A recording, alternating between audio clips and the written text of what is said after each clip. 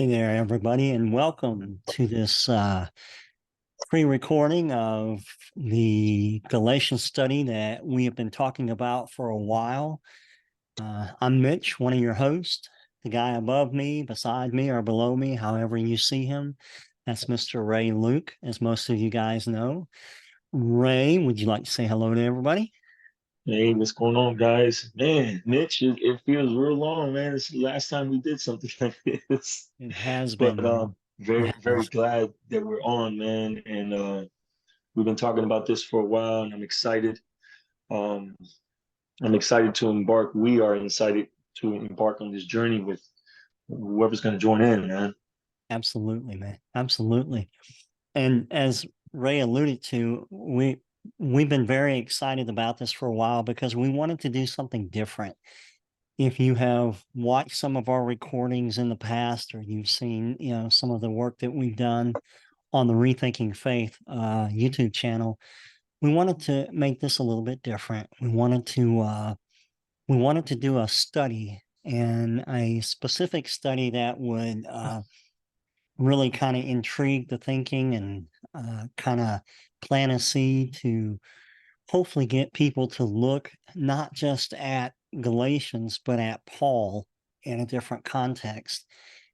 And the difference with this type of setting is that we are looking forward to, both of us, um, having interaction, meeting you guys, getting faces with names, and just kind of building a community around this study a little bit, to where it's, like I said, it's a little bit different than what we've done before. So what I'm going to do before I get into some of the logistics here, I'm going to let Ray talk for a moment a little bit about kind of what's going to be involved in the next 10 weeks and kind of what our goal is. And so, Ray, if you'll just kind of share a little bit about your thoughts and about the hard work that you have put in and what we get to look forward to, man. Definitely, definitely. Thanks, Mitch. So with this study, there's a lot of different topics that often come up. Um, Dealing with non-Jews, okay, whether Ger Toshav or an Noahide, right, a righteous non-Jew, the Jewish people. Um, are the Gentiles grafted into Israel? What does all that mean? These are a bunch of different Torah concepts that I don't think a lot of people understand. And Paul, they're in his letters, they're mentioned there, but without definitions, without context, right? So it's very difficult to understand, and people have come up with definitions that really don't really go. They go outside of the framework of Judaism, first century Judaism. And so we want to talk about all these things, which are very, very important topics. Paul lived almost 2,000 years ago, and he had a historical setting and historical context to specific communities. Do these things still apply today? We want to touch on all of that, right? Um, so I think it's going to be very unique the way we come about this study, and how uh, those who are able to join, how we can engage with them. Usually, Mitch, we would get on here and have a talk for like 30, 40 minutes, an hour, whatever. But this time we want to do it a little bit different, where we'll open up, right, with the topic of the day of that week. We'll go about 30 minutes, 30, 35 minutes, whatever. And then we'll open it up, and we will begin to engage with our audience, who's also in the chat. And once we give the introduction to that topic of the week, they can engage us, right? Which is this is what's awesome, because a lot of times, sending a comment here and there, and me commenting back, I may not be able to expound as well as we can expound, face to face, So Yeah. this will be very, very good. And I'm sure a lot of people have questions, especially on this topic. It comes up a lot. You know, should I convert? Should I not convert? We're gonna go and see who is Paul. Get into his background. I mean, I think if we get a good look at Acts of the Apostles, and Galatians, you can get a pretty good uh, historical view of the man, okay, of the religious Jew, the Pharisee, Paul. And are his teachings contrary to Torah, as we so often hear? And I think a lot of people are going to be surprised by the information that we have. I think for the most part, with the studies that have been going on now for some time, Jesus has been cleared of a lot of crimes, of all the Christian lens and the Christian theological outlook, which has been put on Jesus, is pretty easy to fall off once you put him back in his context. And a lot of people have done this already. Various great scholars have done this, but Paul still is he's like a scapegoat, because it's not it's not actually the teaching, it's what's going on. He is a religious rabbi, a teacher among Israel, who is teaching non-Jews that, hey, you don't need to convert. You can stay as you are, okay, and you can serve God, and you can be connected to Israel, okay, in this manner. And this is it was controversial then. This is still kind of controversial here. If people are honest, if you've ever been engaged within the Jewish community, and you go to synagogue, you'll see that this stuff still kind of happens. And I think the majority of people are not aware of that.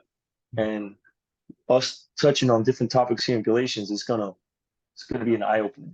Okay.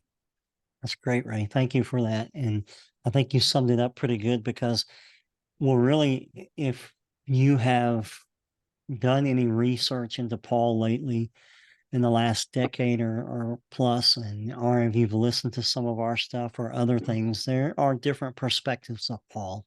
And some of the perspectives that are coming out now are much more learned and much more educated and much more putting him back within his Judaism, back within Judaism, not his Judaism, but back within Judaism. And that creates an atmosphere that Ray alluded to. There was a certain time period that all this went on, and now we're 2,000 years in advance. What does that mean? Why did he feel the need to say certain things that he said in his letters, and how did it get taken out of context when it was canonized or when it was written? So these are things that we're going to look at, and because Galatians is typically that book that Christians will use to kind of disengage from Judaism, Torah, et cetera, et cetera. And what we're going to do is we're going to put that back together, hopefully, with what we do. I think that if Galatians is understood somewhat, I think that we can get a great grasp on the rest of his letters. There are concepts therein that for 1900 years, the church has twisted and flipped his teachings on its head to mean something that the author never meant. Mhm, mhm. In his day, because actually, I don't think a lot of our listeners are aware, the letters of Paul are the earliest writings of the New Testament that we have. They're even earlier than the Gospels. So this is amazing. This is crazy. And so we have to understand certain concepts like works of the law. Uh, this stuff has been taken at face value to mean the law, as in the Pentateuch, as in the Torah. Okay, but Paul in Galatians and elsewhere in Romans, he'll talk about various laws: Mhm. the law of sin, the law of life. These things are not the Torah. It's like the law of gravity. This is Okay. what he's talking about, the context. So there's a specific context, and we got to know what these, like, the law, the works of the law, we have to know what that means. And we have had great scholars, they have worked on this, like Mark Nanos. Um, and we have been able to get to the background of what these things mean. And so one of our segments will touch on that. Mhm, And another one of our segments will touch on conversion. mhm. We're going to touch on all these things, which are topics that continuously come up. Yeah. And so we can get a good grasp and move forward. Yes, that's exciting, Ray. And you mentioned Mark Nanos.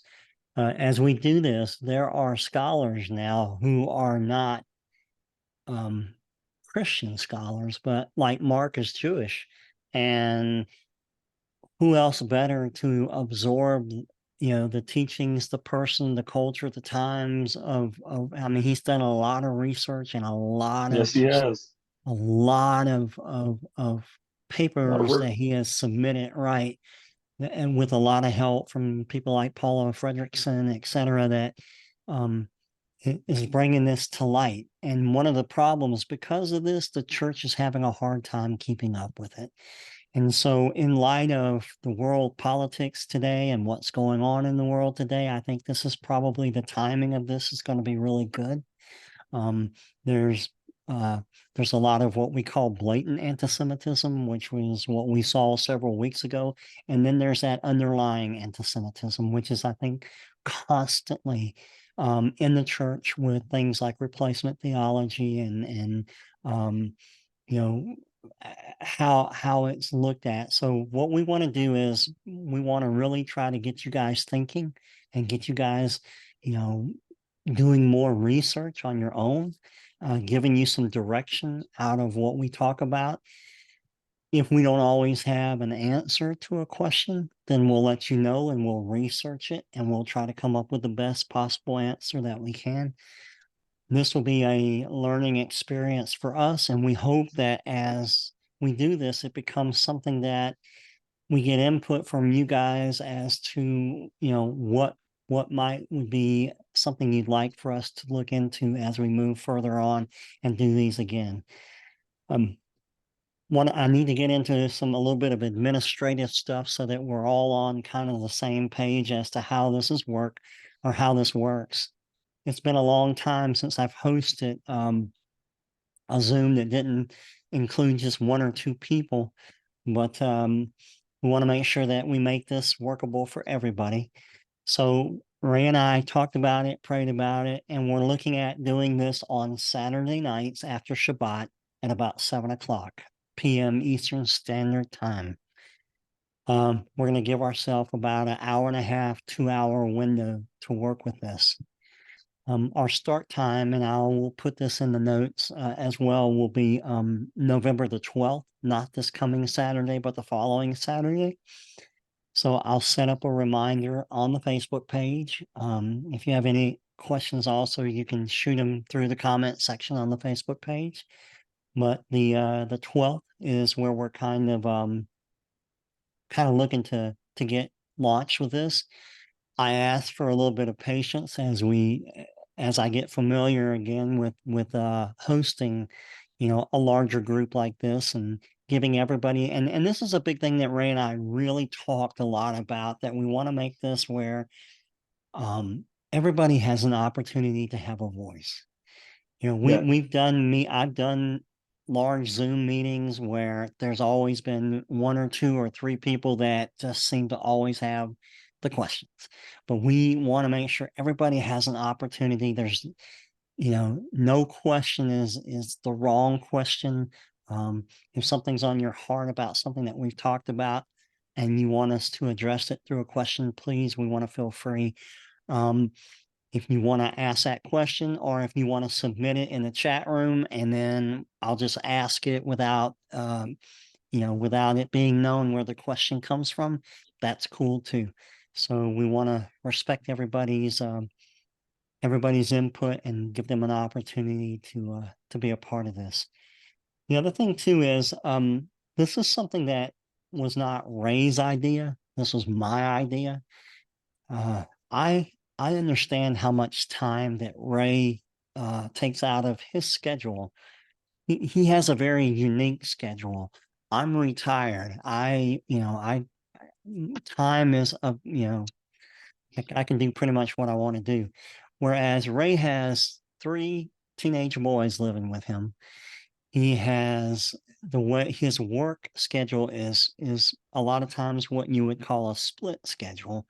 And so for him to develop a box of time to really, which he's done a lot of here to get prepared for this, But not only that, but also resources and just things that we need to make this progress and become better as we get going along. I want to ask for those of you that feel led maybe to do a contribution of maybe $10 a lesson to this would go to Ray, not to me, but to Ray to help out with just his time and study, his ability to obtain resources and technologically wise to help upgrade him to a point to where we can do, we can do offsite recordings and things like that. Now, having said that, I want to make it very clear that I do not want this to be, well, I can't afford $10 a session. I don't want that to be a barrier. Okay. Um, what I'm going to do is I'm going to ask for you to send me your name and email address through a direct message from the Facebook page to me. That way I can do the invites for Zoom. But also I will put up after we do the first session, we'll put up a link to Ray's Cash App account. And so if you feel led to do this, great. If it's something that's not workable, great. But this was something that was all, it was, like I said, it was not Ray's idea. It was my idea because I know the kind of time that he puts into this and I know where he wants to go with this. And so we want to put, and then again, the other underlying piece to this too was we wanted to try to build a community that goes beyond just the 10 lessons. Um, as most of you know, living in this world like we do with the thoughts and the pathway that we've chosen, it can be very lonely a lot of times. And if it wasn't for Facebook, social media, or opportunities like this, sometimes you're out there and if you're not a part of a messianic congregation or a part of a church or whatever, you're just out there, okay? And so I really want to try to develop some type of community continuity there. And so you know, that's that I needed to get that out of the way. Like I said, after you've listened to this recording, if you could go ahead and begin, if you want to participate in that first recording or that first lesson that will come up on the 12th, just send me your name and your email address, and then I'll build up a group email platform so that I'm able to, you know, um, to send you an invite. You don't necessarily always have to, if you don't feel comfortable putting your name up on the Zoom, the video or whatever, that's cool. I just want to be able, we're going to make sure that once you raise a hand while you want to ask a question, I want to be able to address you at something other than Bubba. So here in the South, if we don't know people's names, we just say, "Hey, Bubba."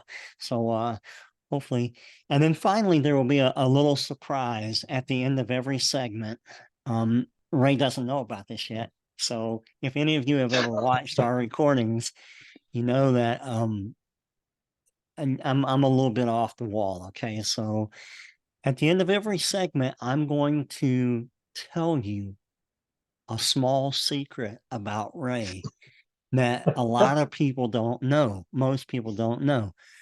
And these won't be necessarily embarrassing secrets. I have a lot of those, but I will give you something that you didn't know, hopefully, about Ray.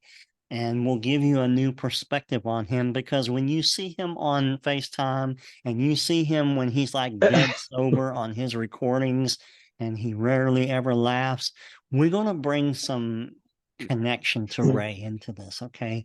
So I've compiled a list of a few things that I'll just kind of throw out there. So honestly, I think the $10 and the recording will be worth what you're going to get at the end of the recording to get familiar with Ray Luke.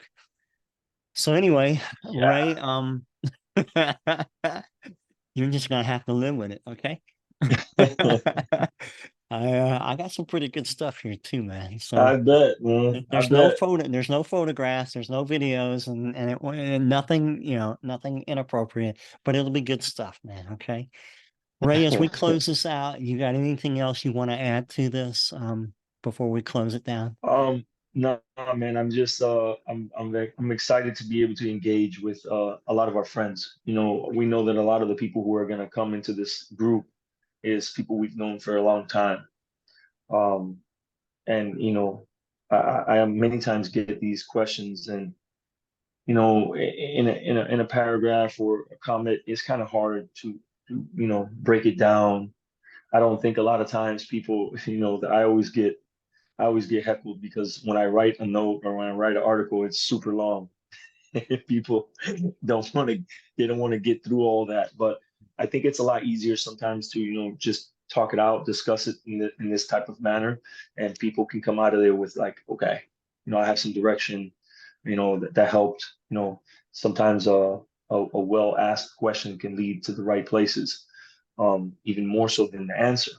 So, yeah, man, I'm just excited. This is a topic that's near and dear to my heart too, because I don't, many are not aware, but you know, I'll get all the time, you know, are you Jewish? You know, because of you know, my background, you know, my faith is Judaism, you know, but oh, but you're a non-Jew practices Judaism. I mean, it's kind of weird for people who are not Right, aware right. of how this Yeah. works. So, you know, I decided many years ago, through the help of many different counselors and rabbis, that I would stay my course as God made me. Um, and yes, it is a difficult path, but no matter where you're at, even if you're even if you're Jewish or whatever, it is a difficult path to stay authentic, to be someone with integrity, and to seek and search God honestly and truthfully, no matter what path you're on, that is difficult. And so, you know, we have to do the best that we can. And I also, you know, I decided to stay in as I am, as God created me. Two main reasons. One, um, I would be able to help others, other non-Jews and other Gentiles who may not be able to convert. And also, there are so many more people, so many, the church, Christians, Messianics, there's so many more non-Jews. They need to come to a kosher understanding than there is anybody Jewish that needs this understanding. Okay, that's number one. I wanted to be able to help my family and my close friends that it's okay. It's more than okay to stay how you are. And and man, there's a lot to do. Okay, most people don't know what their obligations are, etc. You know, as a non-Jew, they think, oh, it's settled. Have no idea. Um, and then I also wanted Jewish people not to, you know, I hear this a lot. You know, we can't count on nobody but us. Especially what was look what's been going on. The Jewish people always seem like they're alone, right? But I wanted them to know that at least on my part, you have a real friend here. You have someone who's really on your side, who's really connected, okay? Who lives it. I've lived it, okay? And so when they look over, even if it's one or two or many more who are just like me or more than me, we're truly friends of Israel partaking in this journey and connected to them in a real family and spiritual way. So those two reasons were the main reasons for me. And yeah, man. I mean, these are things that we'll be able to look at, and if someone to were able to stay, if they're able to stay as a non-Jew, these are things that this study would definitely help them in. Yes, that's good. That's a good point, Ray. And for some of you out there, there are some of you out there that have known Ray longer than I have. And there are some of you that have just kind of gotten connected with us. And, like I said, the relationship that's developed between Ray and I, and most of you know our background. And, we both came out of the church world. I was ordained within that life and spent many years having to peel away a lot of that as Ray did. So there's not much that can be brought to the table that we haven't heard or that we haven't had to address from that perspective, and trying to transfer that over to the perspectives that we're looking at now. There's nobody better than Ray Luke when it comes to building that bridge. And so I'm honored to be a part of this with you, Ray. And I'm honored to have those of you that are going to be a part of this. I'm really looking forward to, like I said, getting to know you better, having some laughs, but also getting into the perspective that we need to get into, the perspective to help open things up a little bit. As I close this out, I want to let you know if you have any questions about what I mentioned here, and you can direct message me through the Facebook app, or through the Facebook page, or you can put it in comment section. Again, I want to thank Ray for just taking time out of his schedule. And one day I'm going to put a picture up when I finally got to know Ray and I had been friends for years. I mean, years before we finally met, because I live up in Atlanta. He lives down in Miami. And so when we finally got to meet, there were some pictures taken, and Ray's like 6'5", and I'm 5'9", and I'm still progressing downward in my age. And so maybe I'll share a couple of those shots there to give you a perspective of how I look up to Ray in this age. Okay. So we're going to leave you with this. Like I said, if you have any questions, let us know. We want you to be excited. We want you to, to come with an open mind and to come with a desire to strengthen and encourage your learning. Never stop learning. Never stop learning. And remember what Ray and I always say: context, context, context. It always Yeah. matters. Okay. So from Ray and I both, we want to wish you guys a blessing. Look forward to hearing from you. If you want to participate in the study, shoot me your email. I mean, your name and your email attached with it, so I can build up a database to get the invites ready for when we start doing this. And we hope to get this thing rolling on the 12th. All right. You want to say bye, Ray? Peace, guys. Many blessings, and we'll see you guys soon. That's true. Y'all take care. Blessings back at you.